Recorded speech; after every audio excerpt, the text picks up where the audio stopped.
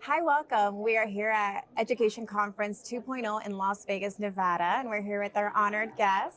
Please introduce Yeah, yourself. my name's Dr. Donna Vallese. I'm from upstate New York, and I lead Inspiring Leaders LLC, and I'm also the Director of Learning and Continuous Improvement for Green Central Schools in a rural area in New York State.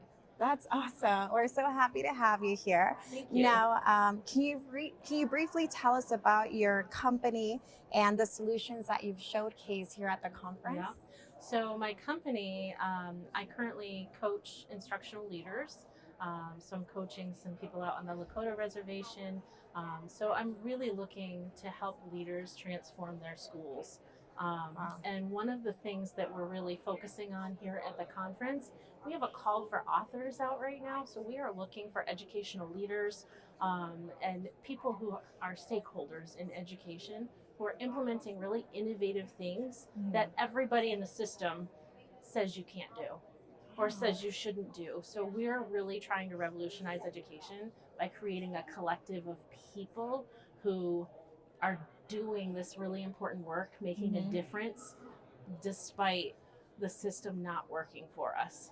So our call for authors, we want people to be able to each write a chapter in our book. We're going to have a series of books. We're just getting started with our first one. Wow, that's awesome. Yeah. Yep. And just this morning, just to get us started, if you're interested in a notebook, we just launched it on Amazon this morning. Congratulations. Yep. That's So if you amazing. just want a notebook, Ed Matadors, if you're someone like me, I literally have filled 3 small notebooks. Yeah. Just taking notes in meetings. So if you're like me and you want a really nice place to take notes, you can go on Amazon and look for the Ed Matadors notebook. That is awesome. Do you Thank you. have it on like your social media platforms? I haven't even had a chance to post it yet because we just got the link this morning. That's how Oh my new gosh. that is. That But is so that awesome. is a precursor to our actual, our first book, which will preempt a whole series of books and conferences and networking events and masterminds and things that really bring these people together from all over the world. It's not just in the US where we're having issues in education. But we want to bring these people together so that we can problem solve and literally have documented what needs to change in law, in regulation, and at district level, in the classroom, even in our universities and how we train our educators. There's a lot of changes that need to have. It's such a huge, massive system, and so collectively, I think we can do it. Oh, absolutely. That is so awesome and so unique as well, right? Thank you. Oh my gosh. So overall, and that's the first day, but how is your experience here as an exhibitor here at the conference? So let's see, we've been here for what, 2.5, 3 hours so far, and we've already met some really incredible people. This is my second time at this conference, so welcome back. I wanted to come back and be an exhibitor this time, in addition to getting the Visionary Award. And we are finding people not just in education, but we're connecting with people in health and in law and in technology and in all the other areas who have some stake in education, whether it's the school systems are not putting out and producing and giving the kids the things that they need to be successful, or their solutions even tailor or integrate well with education. So we're finding people in all walks here who could potentially publish in our book. That is awesome. So Yeah. basically you're finding a little piece of every category and making it Absolutely. Absolutely. awesome. So I love that. making good connections. So then talking about your vision, what are your goals or the aspirations for your organization? So I'll speak specifically to Ed Matadores. Okay. We really want to revolutionize the way education happens for kids. Yeah. It is, I don't know a single educator who got into education because they didn't like kids or they wanted to mess things up for kids, right? Yeah. We got into the profession because we love kids, we want to make a difference. And our world, especially in the past few years, the past decade, has been changing so quickly that the education system has not been able to keep up, right? Got a And point. so we really need to transform some things and move things out of the way so that innovation can happen in our schools. So that we can find those creative solutions, whether you're in an urban school or a rural school district. They all have unique challenges, but they also have similar challenges. And we can do better in our country and in the world, really. I love that. I love that initiative. That is just awesome. I'm a mom, so yeah. Good. Yeah. So I mean, even moms are stakeholders. You might be able to write in our book. All right, sign me up, girl. No, I love that. That's awesome. Such a beautiful mission, and obviously the children are our future, so we have to make sure. Absolutely. Invest in Absolutely. them. Like we have, I have one friend who is considering publishing. They started their own school for kids because during the pandemic, and it is they actually are setting their young kids up to own their own businesses. And so it's a school really teaching kids how to read through marketing and how to read and write through all the things you have to do in a business.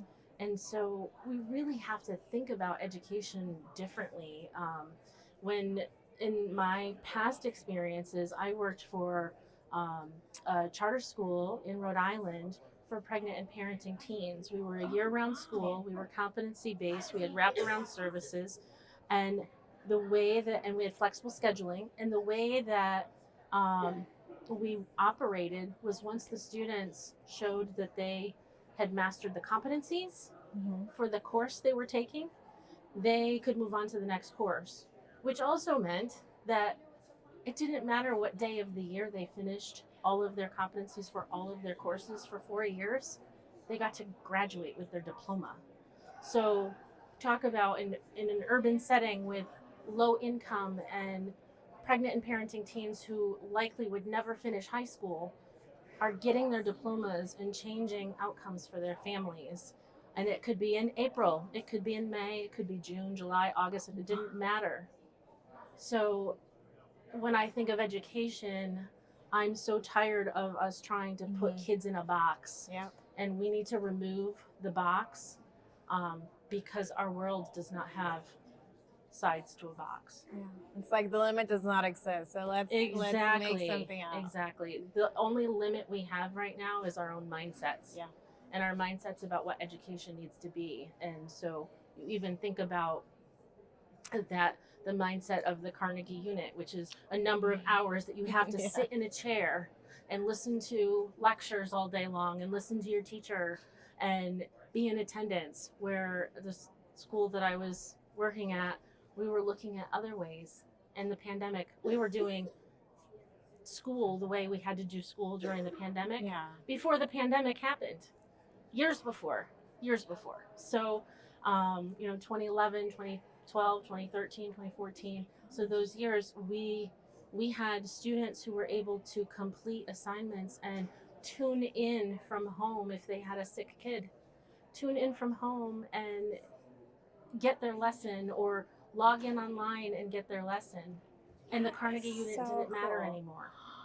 Why are we still using it? I wish that was me back then, that it was available to us. Do you know how many people who are even educators or non-educators who, when I say stuff like that, they're like, "Whoa, I could have really used that." Even my own son. How old is your son? My son is 21 now. Oh my gosh. And every day during middle school and high school, I prayed to God that I would not have a high school dropout. Because as an educator, having a high school dropout as your kid I would have been devastated. And I know it happens, but I didn't want that for him, because I know how hard it is. Like, a diploma is like your ticket to the next stage in life. Right? And I didn't want that for him, because it just makes your climb so much harder afterwards when you don't have your diploma. But he absolutely hated school. And the only thing that got him through was the automotive program. Being able to do hands-on, get a science credit, a math credit. He hated math with a passion. And I really believe that was the only reason he finished school, was because of that. So we need to be preparing our kids better and opening up more opportunities for them, and just opening up that box and letting our kids find ways to become interested in what they're learning. Yeah. And us tapping into what they're interested in. Like, who wants to read Macbeth 12 times, right? Yeah. I mean, right. maybe once, but you read it 3 or 4 times throughout the time period that you're studying it, and it's like, okay, I've had enough. Like, how is this relevant? And that's what it is our kids are not seeing the relevancy. We're in an age where we want things now, right? And our kids are no different. Yeah. So we have evolved what our education system hasn't. I'm so happy that you're bringing that movement. It's like a call to action. Yes. I'm really excited to see like how you're going to impact, like, because as a mom, I'm Me telling too. you, I need you to impact, girl. Me too. I'm trying. That's awesome. I'm proud of you. That's really Thank you. awesome. Especially now, your mom, you went through it, and you know how it is, the school system and everything. I've been there. I got the t-shirt. You got the t-shirt. There you go. Yep. Oh my goodness. Mom of a kid who hates school. Got it. There you go. Hey, there's hope. No, Dr. Vallese, am I saying it Vallese? Yes. Okay, Yep. Dr. Vallese, how can our attendees reach out to you to, maybe sign up to be an author, like just jump on the movement and just get the ball rolling? Well, we have a few things available right now. So first of all, we are right here. We're over on, I think, table 5. Not that there's numbers on the tables, but so we have a table over here. So I've got my publisher, who's my business partner. We have our own businesses, but she was a special education director, Angelica Benavides Underwood, and so she's retired from the school system in Texas and now is a publisher.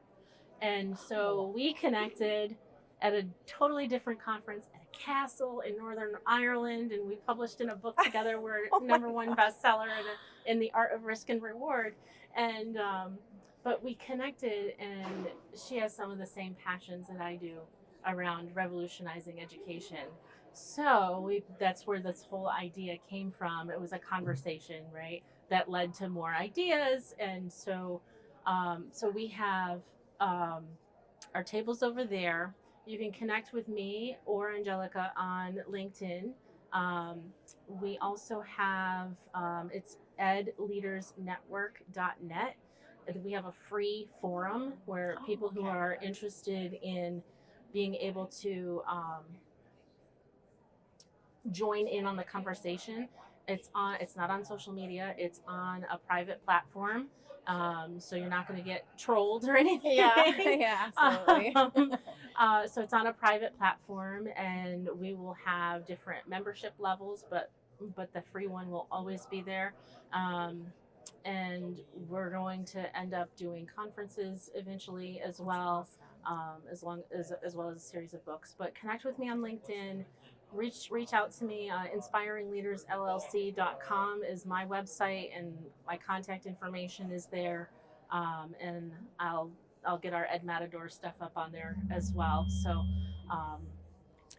those are ways that they can connect. That's awesome. Well, I'm excited for everybody to jump on, the mission. And thank you so much for having, your time and teaching us about how you're going to impact the future, especially for the babies. All right. Well, thank you so much for having me, and it was a pleasure. We're happy to have you here.